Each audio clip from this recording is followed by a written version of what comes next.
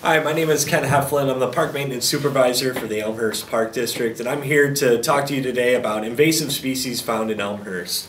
So just to get started, Elmhurst covers a wide geographical area in DuPage County, which is a suburb of Chicago, Illinois.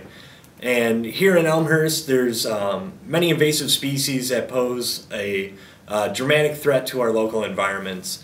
And to just run through the list, we kind of have big four invasive species that are found here in town. The four species include buckthorn, garlic mustard, teasel, and phragmites. All of these plants are classified invasive by the United States government and therefore are slated for removal. The problems that these species cause are kind of general to our natural areas and environments held within the city of Elmhurst. What happens is they displace the local communities of plants, which inevitably also hurts animals down the line. They may take away food sources, but they also may provide alternate food sources which help in their spread and the ultimate demise of our natural environments.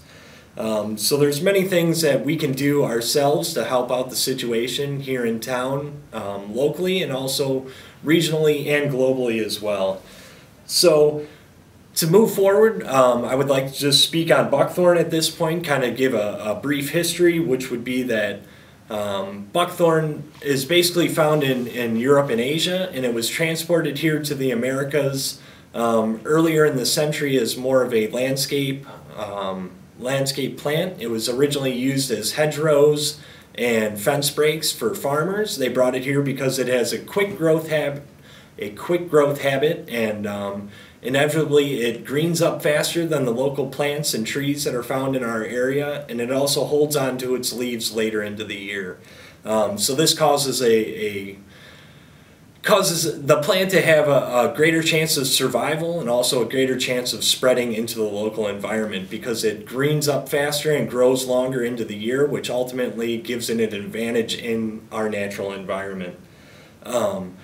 And another problem associated with buckthorn is after it flowers and sets seed, the seeds actually are eaten by birds, and then they have a cathartic effect, which basically means that it causes the birds to have diarrhea, which ultimately helps in the spread of the seeds caused by the plant, which inevitably leads to more and more plants.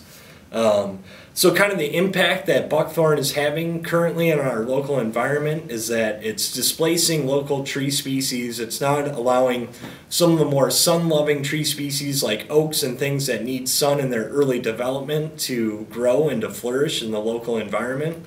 So overall, it's displacing our other plants, our other plants and other species, not allowing them to grow, and then which in turn hurts our overall natural environments.